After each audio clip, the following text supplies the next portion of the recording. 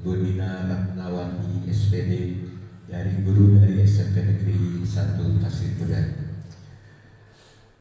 Bapak Ibu sekalian yang kami hormati, adapun kegiatan ini ada beberapa acara yang akan kita laksanakan. Mudah-mudahan acara dari awal sampai akhir bisa berjalan dengan lancar. Baiklah Bapak dan Ibu sekalian, agar membersihkan waktu, marilah kita buka acara ini dengan membacakan basmalah. Bismillahirrahmanirrahim. Alhamdulillah acara kita buka. Mudah-mudahan kegiatan ini bisa berjalan dengan lancar. Baik Bapak Ibu sekalian yang kami hormati, kita yang acara yang kedua yaitu kita menyanyikan lagu Indonesia Raya. Bapak Ibu mohon berdiri.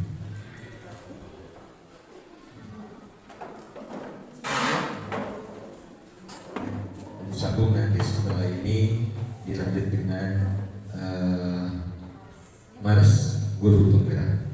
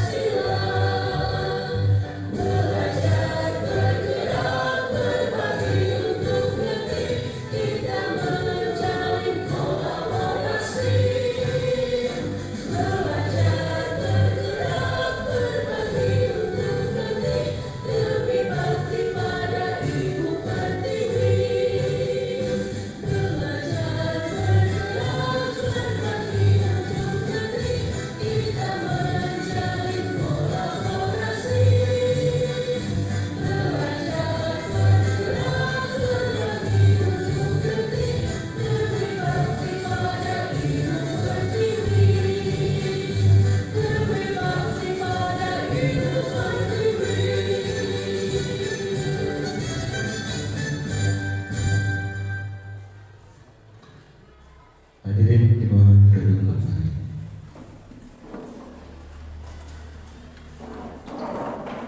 Baik Bapak Ibu yang kami hormati, kita menginjak pada selanjutnya, yaitu sambutan dari yang terhormat Bapak Kepala Sekolah SMP Negeri 1 Tasik. Udahnya kami persilakan. Assalamualaikum warahmatullahi wabarakatuh. Alhamdulillah wa syukurillah wassalatu wassalamu ala rasulillah wa ala alihi wa sahbihi wa ma'ala. Puji syukur kita panjatkan kehadirat Allah Subhanahu wa taala. Pada hari ini kita bisa berkumpul dalam rangka diseminasi pendidikan guru penggerak atas nama Ibu Nina untuk modul 1.4. Salam dan salam mudah-mudahan tercurah pada junjungan kita Nabi besar Muhammad sallallahu alaihi wasallam beserta keluarganya, sahabatnya dan umatnya termasuk kita di dalamnya. Bapak Ibu yang saya hormati, kesempatan ini adalah kesempatan yang baik buat kita karena ada diseminasi salah seorang dari rekan kita, guru penggerak yang akan menyampaikan tentang budaya positif modul 1.4. Nah, kesempatan ini sebaiknya digunakan sebaik mungkin oleh Bapak Ibu untuk menanyakan. Nanti mungkin ada tanya jawab Bu ya, atau ada semacam ya mungkin tanya jawab seperti itu. Nah, gunakan kesempatan ini sebaik mungkin, gitu ya. Jadi mudah-mudahan dengan adanya kegiatan ini bagian dari Kombel ini merupakan wadah ya. Nanti Bu Dina untuk hari ini mudah-mudahan juga bisa memenuhi sesuai dengan target yang diinginkan. Minggu depan misalkan ada lagi, dan minggu depannya ada lagi. Jadi Kombel ini terus berjalan selama terus-menerus gitu ya, 1 minggu sekali. Jadi nanti ada laporan juga untuk pengawas, karena pengawas ini selalu menanyakan ke saya itu Kombelnya sudah didaftarkan di PMM belum? Kalau belum apa alasannya? Kenapa masalahnya? Begitu Pak Sigit ini yang Pak daftarkan di PMM gitu Kombelnya. Dan ini mudah-mudahan terus berlanjut begitu ya Bapak Ibu. Yang ikut mengisi kegiatan, misalkan itu daftar dulu ke ketua Kombel. Misalkan tanggal berapa, harinya hari Senin ya, kita gunakan hari Senin. Tanggal berapa mau menyampaikan atau mengadakan kegiatan tentang apa? Bisa diskusi, bisa seminar, bisa iklan, apapun yang menyangkut tentang kompetensi. Dan pesertanya pun tidak terbatas hanya guru SMP ya, Bumi ya. Silakan guru-guru yang lain, guru SD juga yang kalau mau mengikuti silakan dengan senang hati. Itu saja Pak Asep. Terima kasih. Assalamualaikum warahmatullahi wabarakatuh. Alhamdulillah, sambutan dari yang terhormat Bapak kita Ibu Negeri 1 Tasik Kuda sudah disampaikan. Mudah-mudahan kita bisa menjadikan kedepannya karya yang lebih baik.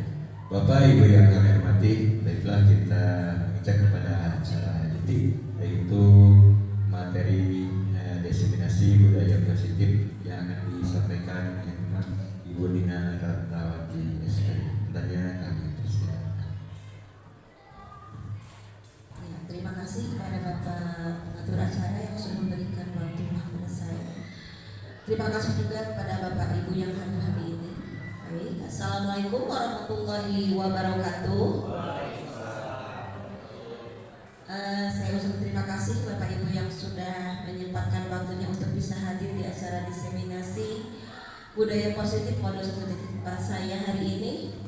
Semoga kita diberikan kesehatan ya Bapak Ibu dan diberikan kelancaran mudah-mudahan amin ya Allah ya rabbal alamin. Baik Bapak Ibu, sebelum kita mulai ke materi, kita adakan kesepakatan dulu ya untuk seminar hari ini. Untuk acara kesepakatan, mohon bantuan kalian.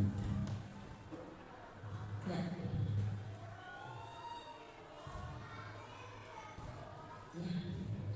Baik, acara untuk ice breaking hari ini dulu ya. Sebelum ke acara kita buat kesepakatan, kita ice breaking dulu. Untuk ice breaking di sini kelihatan tidak Bapak Ibu? Tidak kelihatan ya. Baik. Anggap saja kelihatan. Baik Bapak Ibu, begini. Kita fokusan dulu biar ibu bapak hari ini fresh gitu ya. Ini ice breaking-nya mengenai bis kota gitu ya, bis kota. Ada satu bis kota yang berangkat dari terminal A mau ke terminal C, Pak Ibu ya. Nah, di terminal A naiklah penumpang laki-laki 20 orang ya, Pak Ibu. Kemudian penumpang perempuan itu 10 orang. Lalu berangkat dari terminal A, bus tersebut berangkat ke terminal B. Pada saat berjalan dari terminal A ke terminal B, bis tersebut menurunkan penumpang 3 penumpang laki-laki. Ya, lihat Bapak Ibu. Kemudian berhenti di terminal B. Di terminal B turun lagi penumpang laki-laki sebanyak 2 orang. Perempuan 5 orang. Ingat ya Bapak Ibu. Dari terminal B, kemudian dari terminal B berangkat lagi ke terminal C. Dari perjalanan terminal B ke terminal C menurunkan penumpang lagi 10 orang. Nah, Bapak Ibu. Nah, yang menjadi pertanyaan saya, ketika bis tersebut berhenti di terminal C, ada berapakah jumlah penumpang yang ada di dalam bis tersebut? Siapa yang bisa jawab Bapak Ibu? Iya Pak Rahmat? 22. Ada yang lain? Mungkin Pak Iwan? 7 orang? 5 orang? Ya. Yang betul berapa orang Bapak Ibu? Jawabannya 20 orang. Pertanyaan pertama. Yang kedua saya tanyakan lagi Bapak Ibu, warna apakah bis tersebut? Iya, betul Pak Iwan. Tepuk tangan untuk semuanya. Bahwa saya tidak menyebutkan warna bisnya kan Bapak Ibu ya. Nah itu ya, kita bisa biar kita bisa fokus. Lanjut ke kesepakatan. Untuk kesepakatan forum D19 hari ini ada 6 Bapak Ibu. Yang pertama, Bapak Ibu harus tersenyum dan bahagia. Apakah bahagia hari ini? Ya, harus bahagia. Seperti itu harus kita biasakan kepada siswa. Yang kedua, menjadi pendengar yang baik.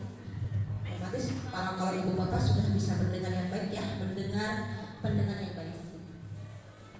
3, menghargai siapapun. Kemudian 4, kooperatif. Jika nanti bapak ibu saya tanya, ya bapak ibu berhak menjawab meskipun itu jawabannya salah. Ya, karena saya bukan mencari kesalahan bapak ibu ya, minimal mencari mental baja bapak ibu supaya itu berani ya. Kemudian menjaga kebersihan bersama ya. Dan yang terakhir saling menghormati. Itu kita kesepakatan forum diseminasi hari ini. Lanjut. Nah Bapak Ibu, seorang guru yang baik itu harus memiliki kemampuan dalam mewujudkan budaya positif di sekolah. Budaya positif tersebut dapat dijalankan dengan menerapkan konsep-konsep inti.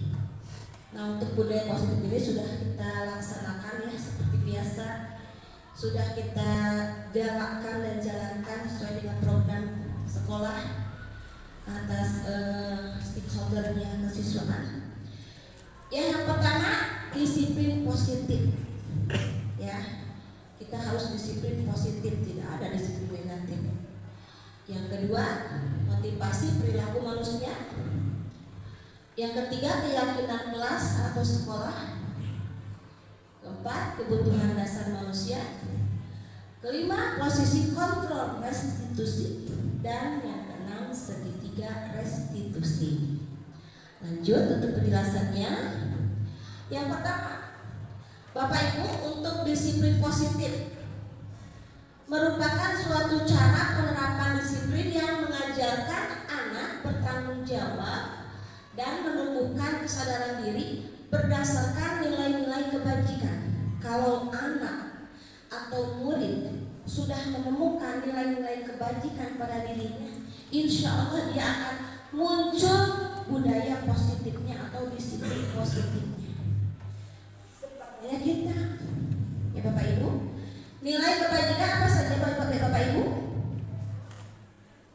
Ada jujur, apalagi patriot, gotong royong, dan lain-lainnya.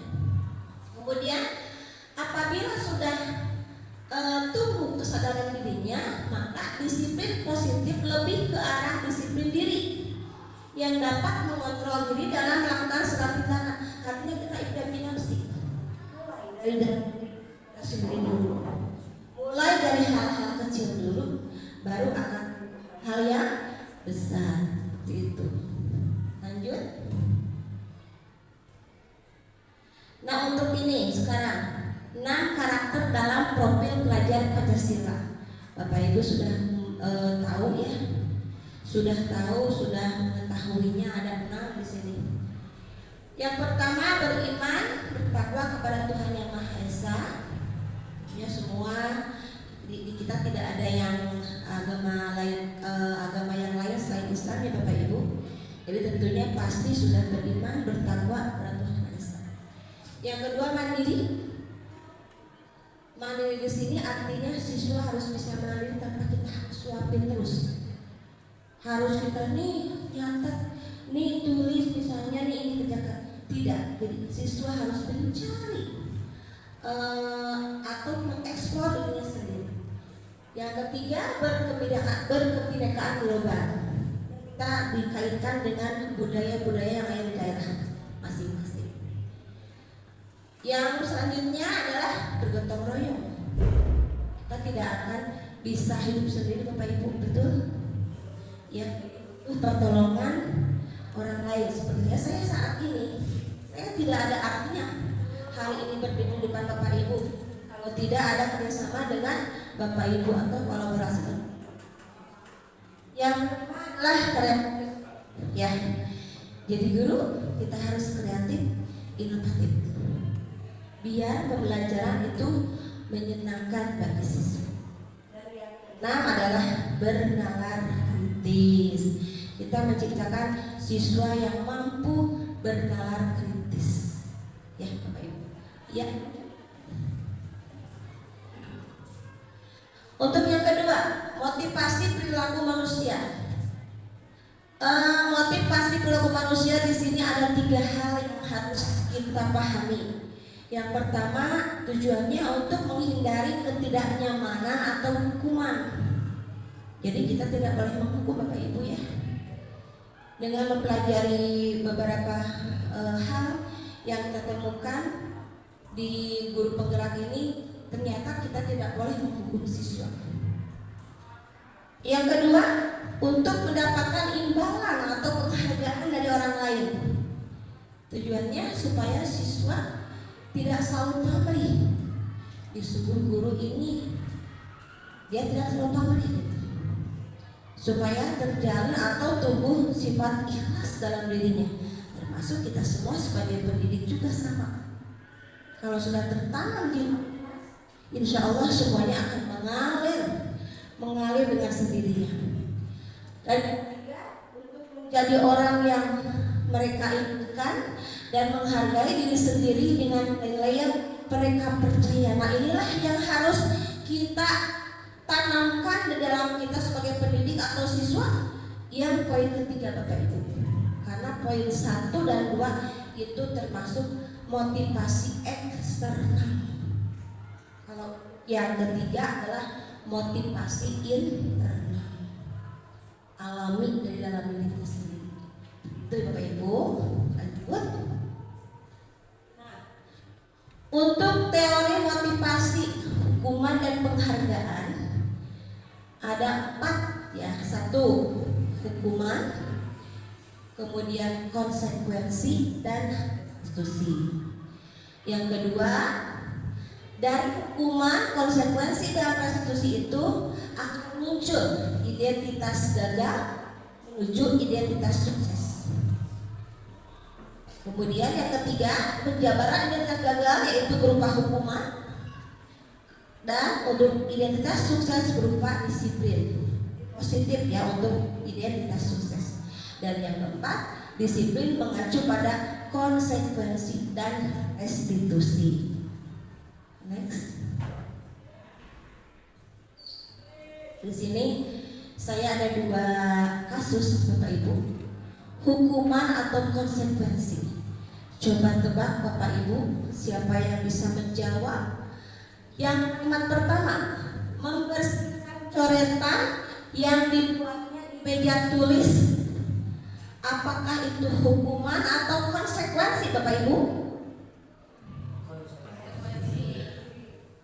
Membersihkan kertas? Jawabannya? Iya, betul, konsekuensi. Yang kedua, berjemur di lapangan basket pukul 12 siang karena mengobrol dengan teman. Hukuman atau konsekuensi? Iya, baik. Tepuk tangan untuk kita semua hari ini, Bapak hebat. Sudah tahu ya hukuman dan konsekuensi. Lanjut. Nah, yang ketiga, keyakinan sekolah atau kelas. Tentunya Bapak Ibu sudah tahu ya, kita harus membuat, para wali kelas harus membuat keyakinan kelas di kelasnya masing-masing. Disiplin positif yang bisa diharapkan diterapkan dalam membangun budaya positif di sekolah yang disepakati oleh siswa dan guru di dalam kelas. Kita harus buat sepakati siswa dan guru.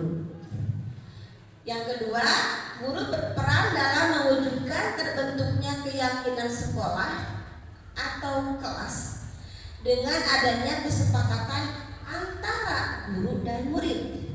Ya, kita tidak bisa membuat kesepakatan sendiri, harus berdasarkan kesepakatan murid juga.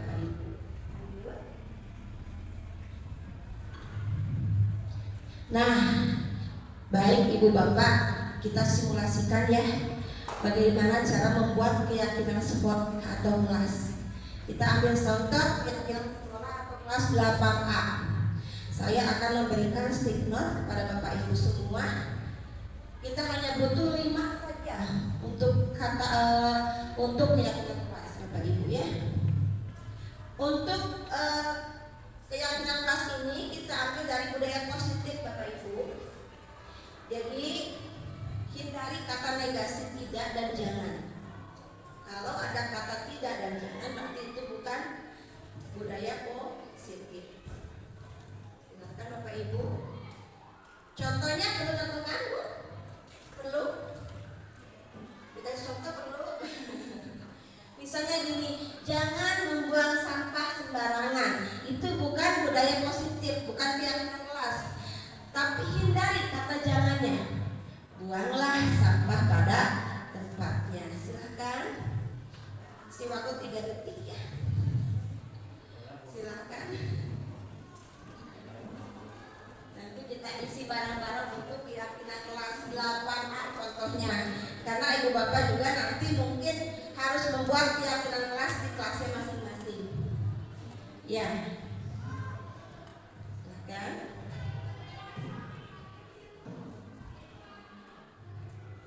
Ya.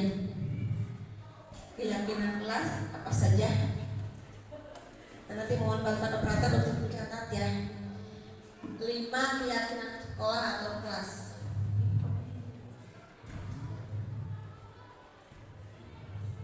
Ada yang sudah?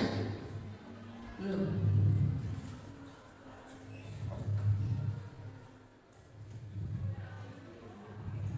Sudah? Barengan? Ya, terima kasih. Ya, baik. Ya. Kita dulu. Udah? Baik. Dari Pak Rahman ada keyakinan kelas, mohon ditulis. Operator. Masuk kelas tepat waktu.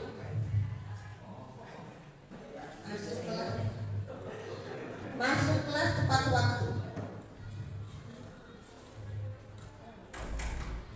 Kemudian yang kedua dari Ibu Kania Irmawati, membuka topik di dalam kelas.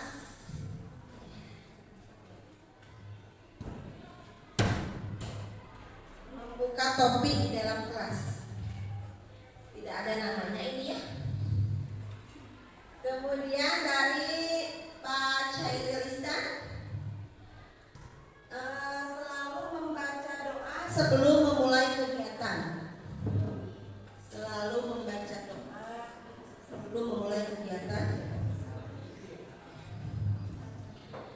Kemudian ini dari Bu Sandiani, saling menghargai dengan sesama.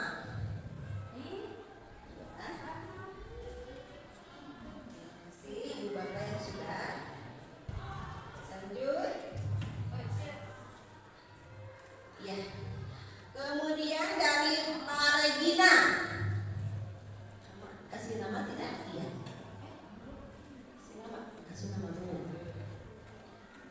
Bapak Regina bertanggung jawab apa yang dilakukan. Ya. Ya, terima kasih Bapak Ibu. Lanjut. Dari Ibu Jahra, tepat waktu dan aktif di kelas. Bapak kita nanti sortir ya. Tepat waktu dan aktif di kelas. Kemudian dari Ibu Dea, piket dilakukan lebih awal atau lebih pagi. Piket dilakukan lebih awal atau lebih pagi. Dan dari Bu Alima, bekerja sama menjaga kebersihan kelas. Sudah ya Bapak Ibu semuanya? Bapak aja? Iya. Iya, Bapak. Sudah. Oke.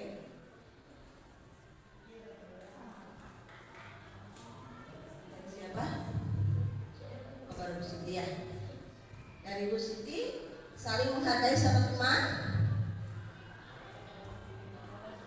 Iya.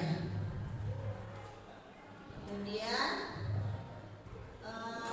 menjaga kebersihan kelas dan belajar dengan baik. Kita evaluasi dulu Bapak Ibu supaya tidak ini ya. Boleh kalau untuk yang boleh 10 juga boleh. Masuk kelas tepat waktu bisa Bapak Ibu? Bisa. Yang kedua membuka topik di dalam kelas bisa, karena banyak anak-anak yang selalu memakai topi Bapak Ibu ya. Kemudian yang ketiga selalu membaca doa sebelum kegiatan ya, bisa. 4 saling menghargai sesama. 4 saling menghargai sesama.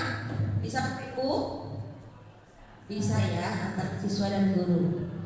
5 bertanggung jawab apa yang dilakukan. Konsekuensi ya. Tadi. 6 piket dilakukan lebih awal atau bisa.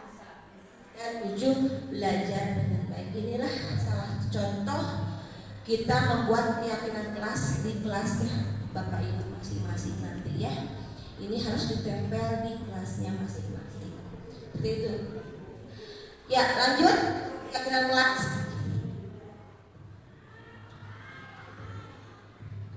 Nah, sekarang bukan materi yang keempat, yaitu kebutuhan dasar manusia. Ada pernyataan, ketika seorang murid melakukan suatu perbuatan yang bertentangan dengan nilai-nilai kebajikan atau melanggar peraturan, Hal itu sebenarnya dikarenakan mereka gagal memenuhi kebutuhan dasar mereka. Betul Bapak Ibu? Apakah sama dengan persepsi saya? Betul Bapak? Alasannya ada tidak? Ya, karena melakukan sesuatu karena ada kebutuhan dasar mereka yang tidak terpenuhi. Iya, bagus. Terima kasih Pak Cairul Ihsan yang sudah menanggapi. Seperti itu Bapak Ibu ya. Jadi seseorang yang berperbuatan pertentangan itu dengan nilai kebajikan, seolah-olah dia menemukan kegagalan dalam dirinya sendiri, Bapak Ibu. Ya, seperti itu. Lanjut. Nah, adapun kebutuhan dasar manusia kelima, Bapak Ibu, kelima ya. Satu, bertahan hidup. Itu dari mulai sandang, pangan, papan, itu ya. Itu yang mesti atau yang sering kita temukan atau kita butuhkan dalam kehidupan sehari-hari. Yang kedua, kasih sayang dan rasa diterima. Kita butuh kasih sayang Bapak Ibu. Seorang suami butuh kasih sayang istri, begitupun sebaliknya, anak dari orang tuanya, dan murid pun sama, perlu kasih sayang dan rasa diterima dari gurunya. Kadang banyak anak ya yang merasa minder, tidak mau bergaul dengan temannya karena hal lain seperti itu.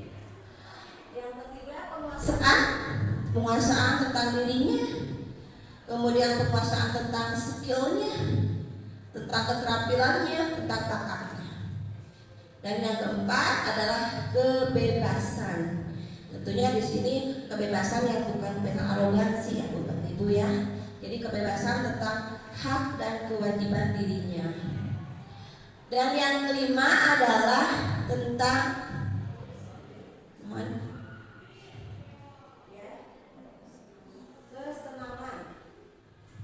Ya, kesenangan. Kesenangan di sini tanda kutip Bapak Ibu, dalam tanda kutip. Jadi kesenangan di sini bukan kita mencari hal-hal yang merugikan pada diri kita, tapi kesenangan yang bersifat tentunya positif juga.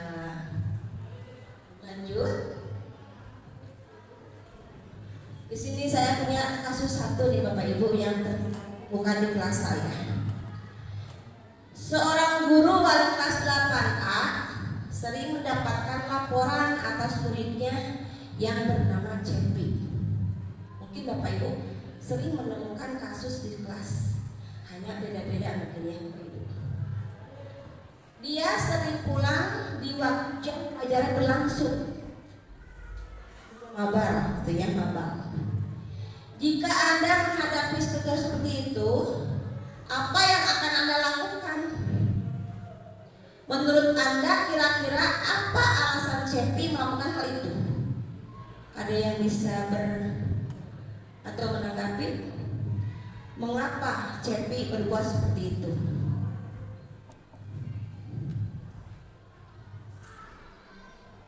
Seorang guru sering mendapatkan laporan muridnya yang bernama Cepi.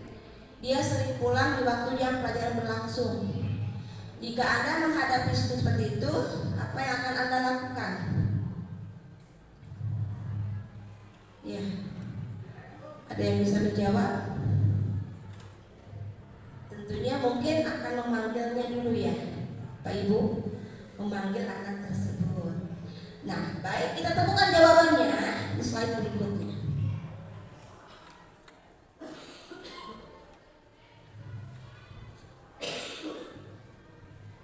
Nah, untuk kasus Cepi ini kita cari alasan yang pertama. Karena dia atau Cepi lapar dan orang tuanya tidak memberinya uang jajan. Maka kebutuhan dasar apa yang sedang berusaha dipenuhi oleh Cepi? Yaitu kebutuhan untuk bertahan hidup, survival ya, bersifat survival. Jadi dia kenapa melakukan seperti itu? Karena memang tidak punya uang jajan, makanya dia pulang lebih awal. Lanjut, alasan yang kedua. Nah, alasan Cepi yang kedua, karena dia merasa tak betah di kelas pada saat temannya jajan saat jam istirahat, Cepi merasa malu dan tidak mau meminta-minta pada temannya, sehingga dia merasa malu. Ketika temannya melaporkan tindakannya itu pada guru dan gurunya memberitahukan pada orang tua, sehingga orang tuanya memperhatikan dia, maka kebutuhan dasar yang sedang dipenuhi Cepi adalah kebutuhan akan kasih sayang dan rasa diterima baik oleh guru maupun oleh teman-temannya. Itu alasan yang kedua, Bapak Ibu. Alasan yang ketiga, karena temannya Cepi jadi minder. Kalau menghadapi waktu istirahat. Karena tadi dia tidak membawa uang jajan. Dia malu, masa harus meminta-minta kepada temannya. Maka sebetulnya Cepi sedang berusaha untuk memenuhi kebutuhan dasarnya akan kekuasaan mentalnya, itu Bapak Ibu. Lanjut. Kemudian untuk alasan Cepi yang keempat, karena dia merasa bosan berada di kelas, oleh karena itu dia mencari jalan keluar dengan pulang lebih awal dan mampir di rumah temannya. Maka Cepi sedang berusaha memenuhi kebutuhannya akan kebebasan. Bebas dari rasa malu, bebas dari rasa ingin dia jajan tapi dia tidak punya uang. Makanya dia pulang lebih awal. Dan yang terakhir, alasan yang kelima, yaitu karena dia melakukannya dengan sengaja dan ia menikmati ekspresi wajah gurunya pada saat itu yang kesal saat dia tahu kelakuan Cepi, maka berarti Cepi sedang berusaha memenuhi kebutuhannya akan kesenangannya. Dia tidak menghiraukan entah itu gurunya kecewa atau tidak, yang penting dia senang. Pulang kemudian mampir di rumah temannya, dia senang. Padahal itu sudah salah, Bapak Ibu. Ya, nah yang kelima. Sekarang yang kelima adalah posisi kontrol manusia. Nah ini Bapak Ibu, menurut Diane Gossen, guru perlu meninjau kembali penerapan disiplin di dalam ruang kelas mereka. Apakah sudah efektif, berpusat, memerdekakan dan mendidikan murid. Tentunya di dalam guru pendidikan, guru penggerak ini Bapak Ibu, kita harus efektif, inovatif. Yang kedua, berpusat pada murid. Semuanya, hal apapun kita harus berpusat pada murid, menghamba pada murid. Kemudian memerdekakan dan memandirikan murid. Nah, sesuai dengan filosofi KHD, bahwa kita sebagai pendidik harus bisa memerdekakan murid untuk mencapai kebahagiaan dan kesenangan yang setinggi-tingginya. Tuh, menurut KHD. Nah, posisi kontrol. Ibu masih semangat? Mau ice meeting lagi? Ya, dengarkan saya ice meeting lagi ya. Yuk. Apabila saya anjurkan botol apa?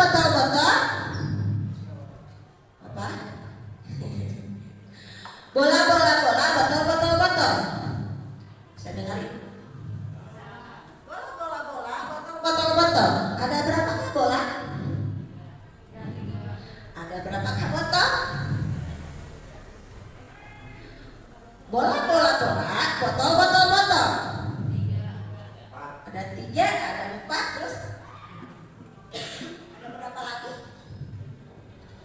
Ada berapakah bola? Ibu Dea bisa menjawab? 3. Ada berapakah botol? Siti? 3. Ibu Arima, botol ada berapa? Iya. Jawaban yang betul apa? Tidak ada botol, tidak ada bola. Karena di tangan saya tidak ada bola dan botol. Bapak Ibu, tepuk tangan untuk semuanya. Masih semangat ya. Lanjut, ada 2 lagi Bapak Ibu ya. Posisi kontrol kita sebagai kuasai. Ya, diantaranya guru sebagai penghukum, guru sebagai pembuat rasa bersalah. 3, guru sebagai teman. 4, guru sebagai pemantau. Dan 5, guru sebagai manajer. Penjelasannya nanti berikut ya. Guru sebagai penghukum, biasanya kita menghukum siswa dengan menggunakan fisik. Pernah Bapak Ibu menggunakan fisik? Verbal? Tidak Bu, tapi saya pernah menggunakan kata-kata kasar atau menghardik. Sama itu juga adalah sebagai penghukum. Kita tidak boleh, Bapak Ibu ya. Yang kedua, guru sebagai pembuat rasa bersalah. Nanti Ibu Bapak temukan jawaban dalam diri Ibu Bapak, saya masuk ke guru apa ya? Ya. Nah, untuk sebagai pembuat rasa bersalah, kata lembut namun menusuk. Contohnya gini, kamu sering berbuat seperti itu, Ibu jadi malu sama Bapak kepala sekolah. Tolong bantu Ibu atau kamu harus nurut ke Ibu gitu kan? Nah, itu akan menimbulkan sifat yang memang ada positif dan negatif ke siswa. Mereka bersalah sehingga oh ternyata perbuatan saya salah selama ini, saya jadi malu. Nah, itu ada pembuat rasa bersalah. Guru sebagai teman, nah ini yang sering saya alami. Guru sebagai teman, padahal ini tidak boleh Bapak Ibu ya. Ada situasi aku ajakan negatif dan positifnya, tapi ada timbal baliknya. Kemudian ada sebab akibatnya juga. Ada sisi positif dan negatifnya untuk guru sebagai teman. Kemudian guru sebagai pemantau, yaitu memantau terus mengawasi gerak-gerik siswa. Itu pemantau. Dan yang kelima, guru sebagai manajer, yaitu memberikan tanggung jawab kepada siswa. Jadi yang mana yang harus kita kuasai Bapak Ibu? Atau yang ada? Yang kelima, bagus Bu Arima, harus sebagai manajer. Jadi kita harus memberikan tanggung jawab sepenuhnya kepada siswa atas konsekuensi yang mereka perbuat. Itu. Nah, posisi kontrol restitusi. Di antara 5 posisi kontrol tersebut, sebaiknya seorang guru menggunakan posisi kontrol sebagai manajer. Tadi sudah yang dikatakan sama Bu Arima ya. Betul sekali bahwa kita harus sebagai guru itu harus mempunyai posisi kontrol restitusi manajer. Lanjut. Selain itu, sebagai manajer, guru dapat berbuat sesuatu bersama murid, bertanggung jawab dan mendukung murid agar dapat menemukan solusi. Ya, sebagai manajer kita tahu duduk bersama face to face, kemudian cari solusi terbaiknya dalam suatu kasus. Itu yang namanya manajer. Jadi tidak mengejas ke siswa, kamu itu harus seperti ini, kamu ini, dan seterusnya. Lanjut. Selanjutnya posisi kontrol restitusi. Selain itu, posisi manajer mengacu pada restitusi yang menjadikan murid sebagai manajer bagi dirinya sendiri, ya, sehingga dapat tercipta identitas positif pada diri murid. Artinya gini Bapak Ibu, kalau kita menjadi seorang guru yang punya posisi kontrolnya manajer, artinya tidak hanya kita saja yang akan menjadikan diri kita atau mengkondisikan diri kita sebagai manajer, tapi untuk siswanya pun seperti itu, bisa menurut atau bisa meniru tindakan kita sebagai manajer, minimal memanage dirinya sendiri. Lanjut. Nah, dalam posisi kontrol tersebut yang berikutnya adalah ada tahapan segitiga restitusi. Bapak Ibu pernah menemukan masalah di kelas? Sering ya. Kemudian sering memanggil anak Sering ya. Nah, untuk tahapan segitiga restitusi ini ada 3 tahapan. 1, menstabilkan identitas. 2, memvalidasi tindakan yang salah. 3, menanyakan keyakinan. Kalau misalnya kita ambil sampel saja dulu, ada anak yang kesiangan Bapak Ibu. Ya, pertama hal yang kita lakukan apa dulu? Kalau ada anak yang kesiangan, pertama, iya, terima kasih Bu Susan, dipanggil, kemudian tanya dulu ya. Pertanyaan seperti apa pertanyaannya?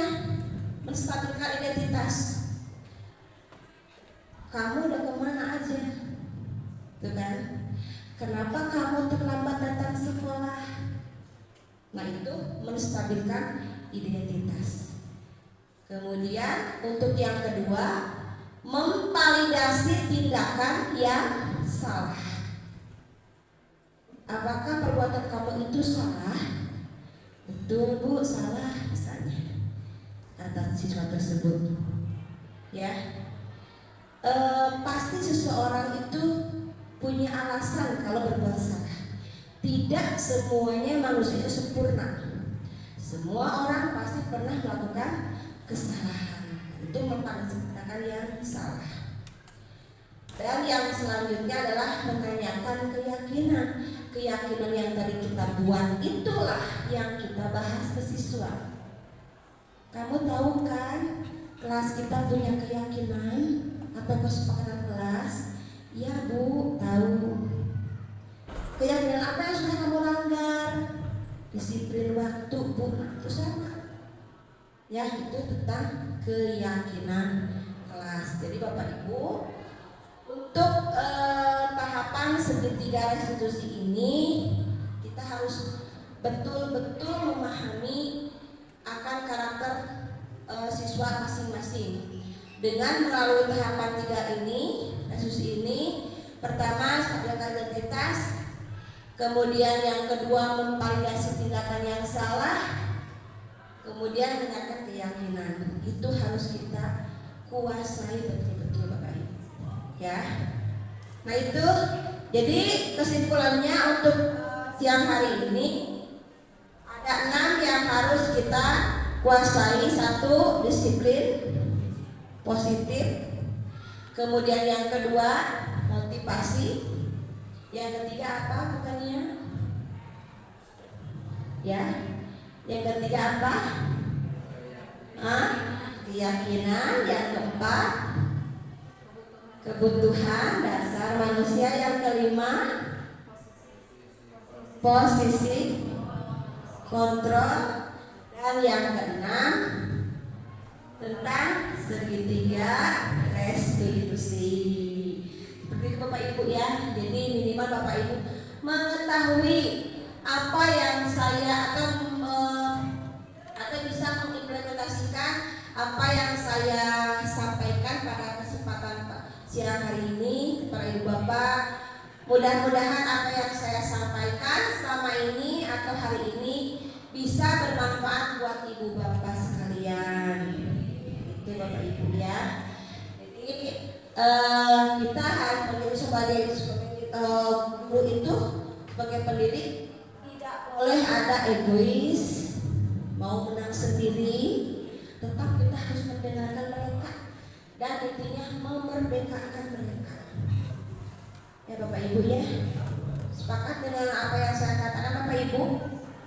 Ya, jadi itu yang sudah saya sampaikan di modul 1.4 tentang budaya positif. Semoga apa yang saya sampaikan pada hari ini bisa bermanfaat buat Ibu Bapak, kemudian bisa menginspirasi buat Ibu Bapak semua, terutama Bapak-bapak, Ibu Bapak yang masih muda ini ya, yang masih muda karena tergerak dan bergerak untuk menggerakkan guru penggerak ini.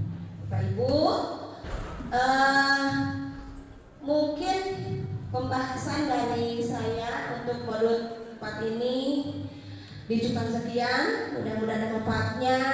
Terima kasih banyak atas waktu yang telah diluangkan untuk saya di sini sebagai calon guru penggerak angkatan 11 dari Kabupaten Cianjur, unit instansi SMPN Serguda.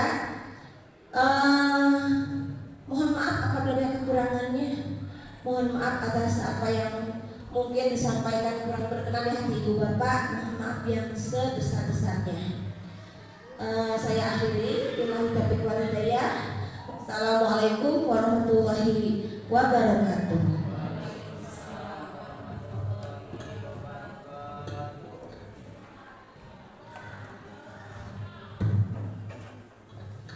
Baik, untuk selanjutnya kita tutup dengan doa saja Bapak Ibu.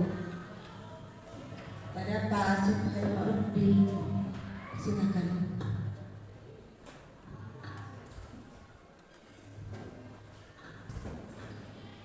Allahumma shalli ala sayyidina Muhammadin wa syafi'ina wa maulana Muhammad wa sallallahu tabaraka wa ta'ala wa sabi rasulillahi ajma'in. Allahumma shalli ala sayyidina Muhammad wa ala ali sayyidina Muhammad.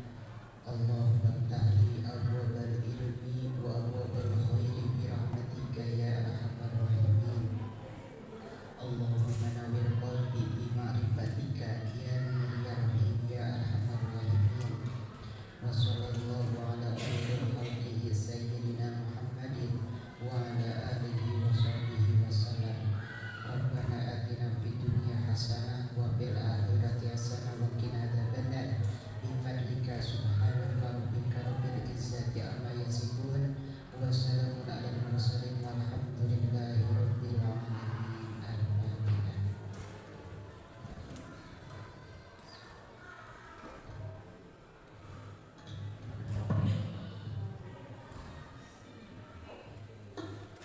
Baik Bapak Ibu, rupanya untuk acara diseminasi modul 1.4 tentang model positif untuk hari ini, baiklah kita bersama-sama membacakan hamdalah. Alhamdulillahirobbilalamin. Sekali lagi saya ucapkan terima kasih juga kepada ibu bapak yang sudah menyempatkan meluangkan waktunya untuk kegiatan saya pada hari ini. Mudah-mudahan Allah membalas dengan kebaikan yang berlipat ganda kepada ibu bapak dan memberikan kesehatan dan keberkahan bagi kita semua. Amin ya Allah ya rabbal alamin. Akhirul kalam. Wassalamualaikum warahmatullahi wabarakatuh.